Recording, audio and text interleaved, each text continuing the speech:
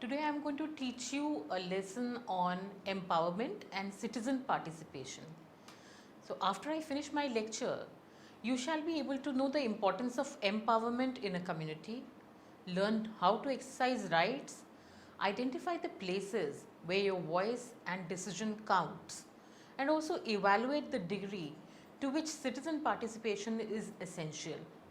You will also be able to analyze the value of participation in community. Let me give you an introduction to empowerment. Empowerment refers to increasing the economic, political, social, educational, gender, or spiritual strength of individuals and their communities. Empowerment is the process of obtaining the basic opportunities for marginalized people, either directly by those people or through the help of non marginalized others who share their access and opportunities with the ones who do not have access to them. Empowerment is a construct shared by many disciplines and arenas: community development, psychology, education, economics, studies of social movements and organizations. Recent literature reviews of articles indicating a focus on empowerment across several scholarly and practical disciplines has demonstrated that there is no clear definition of this concept. Zimmerman in 1984 has stated that asserting a single definition of empowerment may make attempts to achieve it formulaic or prescription like, contradicting the very concept of empowerment. However, for health promotion practitioners, making empowerment operational in health promotion context is a crucial issue. Empowerment, in its most general sense, refers to the ability of people to gain understanding and control over their personal, social, and political forces in order to take action to improve their life situations. It is the process by which individuals and communities are enabled to take power and act effectively in gaining greater control, efficacy, and social justice in changing their lives and their environments. Now, central to the empowerment process are actions which both build individual and collective assets and improve the efficiency and fairness of the organizational and institutional context which govern the use of these assets. According to Rappaport, empowerment is a construct that links individual strengths and competencies, natural helping systems, and proactive behaviors to social policy and social change. He has noted that it is easy to define empowerment by its absence, but difficult to define it in action as it takes on different forms in different people and in different contexts. Zuba in 1999 suggested that three components of empowerment definition are basic to any understanding of this concept. Firstly, empowerment is multidimensional, social, and a process. It is multidimensional in that it occurs within sociological, psychological, economic, and other dimensions. Empowerment also occurs at various levels, such as the individual, the group, and the community. Empowerment is a social process since it occurs in relationship to others, and it is a process along the continuum. Other aspects of empowerment may vary according to the specific context and the people involved, but these three remain constant. How empowerment is understood also varies among perspectives and context.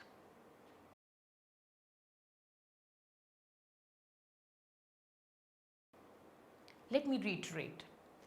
Empowerment refers to increasing the economic, political, social, educational, gender, or spiritual strength of individuals and communities. Let me move on to the word marginalized. Marginalized refers to the overt or covert trends within societies whereby those perceived as lacking desirable traits or deviating from the group norms tend to be excluded by the wider society and ostracized as undesirables. Marginalized people who lack self sufficiency become at a minimum dependent on charity or welfare. They lose their self confidence because they cannot be fully self supporting. The opportunities denied them also deprive them of the pride of accomplishment which others who have those opportunities can develop for themselves. This in turn can lead to psychological, social, and even mental health problems. Empowerment is then the process of obtaining these basic opportunities for the marginalized people, either directly by those people or through the help of non marginalized others who share their own access to these opportunities. It also includes actively thwarting attempts to deny those opportunities. So, empowerment also includes encouraging and developing the skills for self sufficiency with a focus on eliminating the future need for charity or welfare in the individuals of the group. Now, this process can be difficult to start and to implement effectively. One empowerment strategy is to assist marginalized people to create their own non-profit organizations using rationale that only the marginalized people themselves can know what their own people need most, and that control of the organization by outsiders can actually help to further entrench marginalization. Charitable organizations led from outside of the community, for example, can kind of disempower the community by entrenching a dependence charity or welfare. A non-profit organization can target strategies that cause structural changes, reducing the need for ongoing dependence. Red Cross, for example, can focus on improving the health of indigenous people, but does not have the authority in its charter to install water delivery and purification systems, even though the lack of such a system profoundly, directly, and negatively impacts health. A non-profit composed of the indigenous people, however, could ensure their own organization does have such authority and could set their own agendas, make their own plans, seek the needed resources, do as much of work as they can, and take responsibility and also credit for the success of their projects or the consequences should they fail.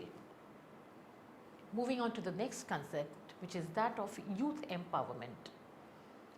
Youth empowerment is an attitudinal, structural, and cultural process whereby young people gain the ability, authority, and agency to make decisions and implement change in their own lives and the lives of other people, including youth and adults.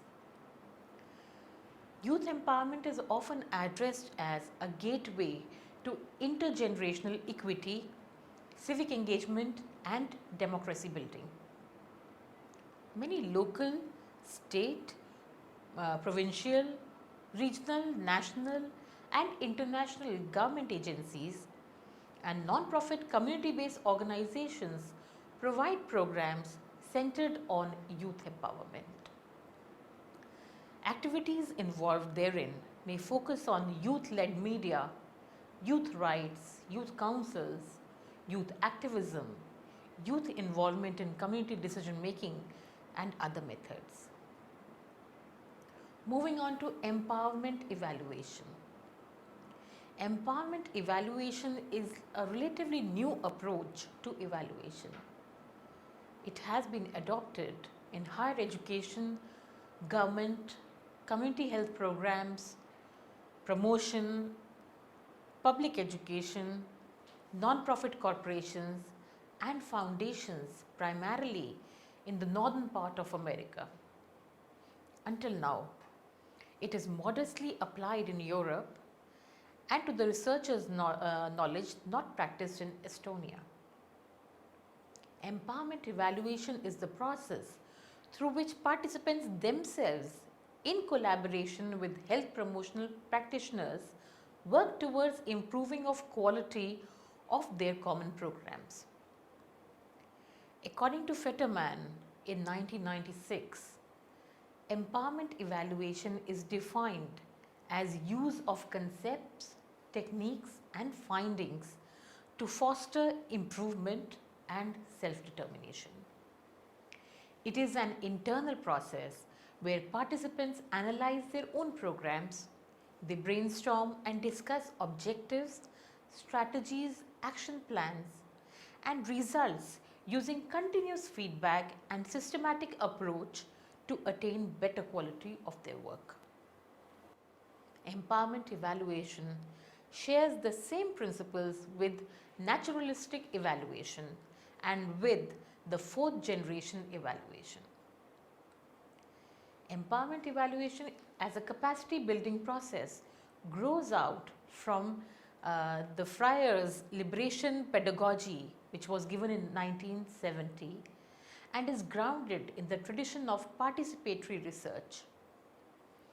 It reflects the main values of critical theory, action anthropology, naturalistic evaluation, and feminism.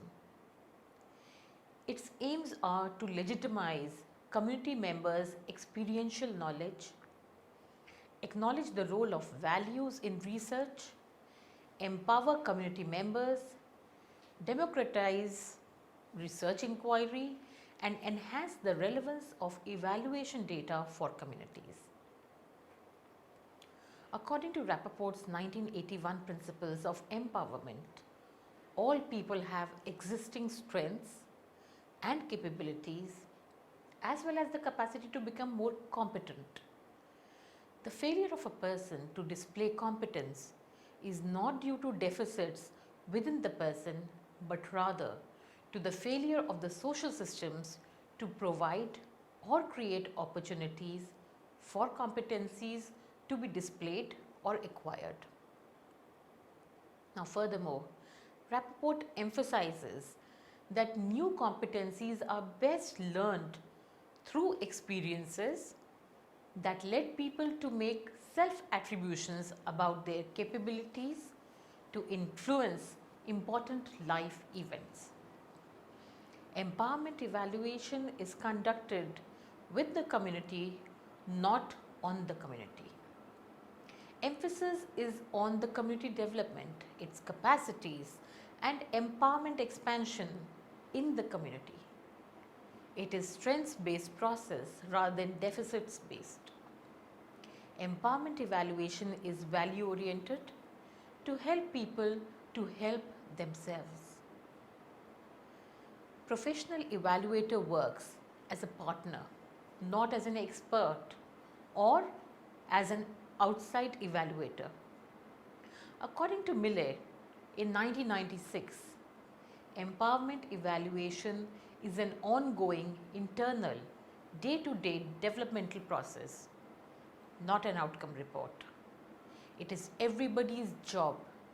Each community work group member is involved in collecting and analyzing the data. The main output of empowerment evaluation is organizational learning.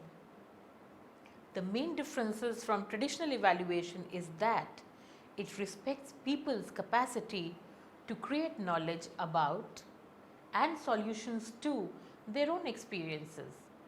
and that empowerment evaluation will stay within the program permanently as an essential component of the program.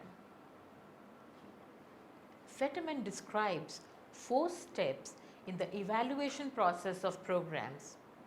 Number 1, taking stock or determining where the program stands. Number 2, focusing on establishing goals, determining where you want to go in the future with an explicit emphasis on program improvement. Number 3, developing strategies to accomplish program goals and objectives and determining measurement indicators for process and outcome goals. And finally, number 4, helping program participants to measure process and changes and document progress credibly towards their goals. Now, the role of the researcher in empowerment evaluation differs significantly from the role practiced during the traditional evaluation. Although Fetterman agrees that Stufflebeam's 1995 and Scriven 1967 that primary function of an evaluator is to assess the merit and worth of a program, he emphasizes the importance of substantially wider functions. Evaluator has also to act as a facilitator, a trainer, illuminant, liberator, and an advocate. Evaluators serve as facilitators in assisting community work group in conducting self-evaluation. Furthermore, he or she acts as a trainer teaching community members how to conduct evaluation. Illumination is an enlightening experience. Empowerment evaluation is illuminating in so many ways. People with different backgrounds often develop new methods, approaches, or hypotheses during the evaluation process. Liberation is understood as the act of being freed oneself from pre-existing constraints and barriers. As empowerment evaluation is accompanied by increased control over people's lives, it is subsequently liberating the program participants. Advocacy is an essential component of the evaluation, as this is a highly collaborative form of assessment of a program. Although Fetterman conceptualized empowerment as both a process and an outcome, he did not discuss the development of a practical methodology or tool for the measurement of community empowerment. Nor did he assess whether the application of the model has resulted in changes in community empowerment. Now, this aspect has allowed his opponents to criticize his approach. Patton in 1997 argued that Fetterman never demonstrated whether community members' empowerment expanded as a result of evaluation process. Moving on to the next concept, which is citizen participation. Let me tell you the meaning of citizen participation first.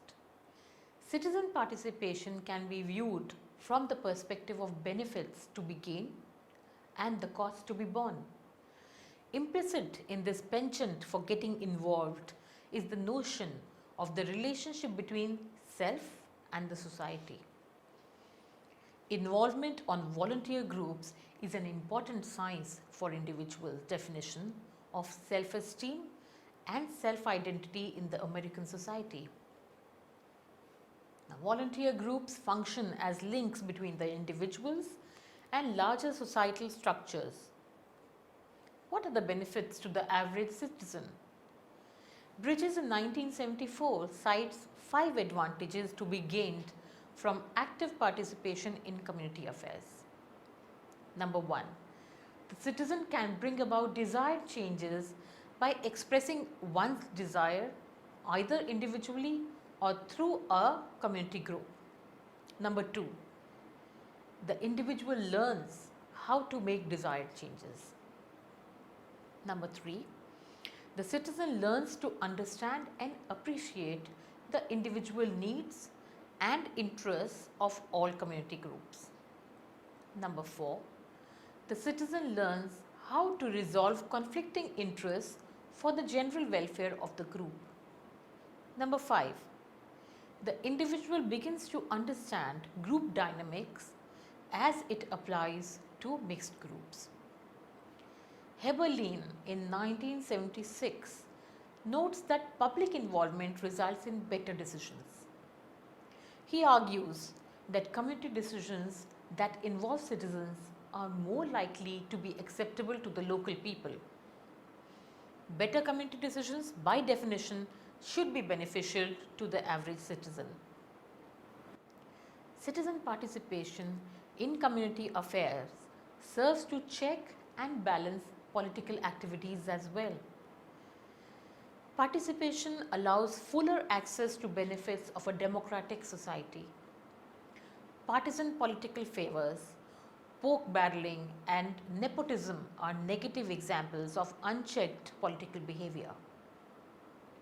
A cross-section of citizen participation in the decision-making process reduces the likelihood of community leaders making self-serving decisions. Kahn and Camper in 1968 suggested there are 3 rationales for citizen participation. The rationales that they gave were: number 1, they suggested that merely knowing that one can participate promotes dignity and self-sufficiency within the individual. Secondly, it taps the energies and resources of individual citizens within the community. And finally, citizen participation provides a source of special insight, information and knowledge, and also experience, which contributes to the soundness of community solutions. The result is an emphasis on problem solving to eliminate deficiencies in the community. Cook in 1975 notes that citizen participation can legitimize a program, its plans, actions, and even leadership. To legitimize can often mean the difference between success and failure of community efforts. Unsupported leaders often become discouraged and drop activities that are potentially beneficial to community residents. Voluntary participation can also reduce the cost of personnel needed to carry out many of the duties associated with community action. Without this support, scores of worthwhile projects would never be achieved in so many communities. Moving on to the next concept, and that is the conditions of citizen participation. So we talk about an appropriate organization. The discussion on benefits is based on the idea that a community organizational mechanism exists in which citizens can voluntarily participate. Sometimes this is the case. However, in many situations, there is no group available for a citizen to join, and so becomes involved in the decision-making process.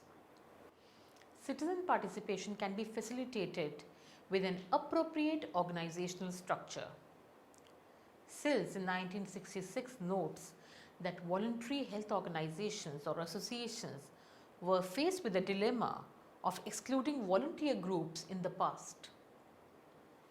Health-related activities were often carried out by professionals with employment status rather than by volunteers. This example stresses the need for organizational structure appropriate for citizen participation. Way of life threatened is the next concept I am going to talk about. Situations that may threaten people's lifestyle may elicit citizen participation. This is particularly true of issues that have particular impact on the community, such as the construction of a dam, the location of a solid waste facility, consolidation of schools, or the establishment of zoning ordinances. Whether people's perceptions are accurate or inaccurate makes little difference. If they perceive to be threatened, they often organize volunteer groups to counter efforts to establish changes. Now, this is citizen participation, and it is often spontaneous and extensive. Citizen participation can be on either both sides of an issue. The principle involved is stated as follows. Citizens will voluntarily participate in a community activity when they see some aspect of the way of their life threatened. Moving on to better knowledge. People are reluctant to participate in community activity when they do not have enough information to act responsibly. Issues such as fluoridation of water supplies or the establishment of nuclear power plants requires knowledge that many people do not have. They simply do not know how to act. Thus, they will avoid participation as long as possible or until they have what they believe to be sufficient information. If forced, they will usually act negatively. This participation action may be generalized as follows. Citizens will voluntarily participate in a community activity when they have better knowledge of an issue or a situation. Let me summarize what I have taught you. Number one, empowerment is an essential component of any community. If the members of a community are empowered in various aspects like social, political, spiritual, that would lead to a better development of that community. Number two, citizen participation is very important for a community to be coherent. And finally, people should voice their opinions and demands in the community's decision-making process. This leads to the development of a better community any day.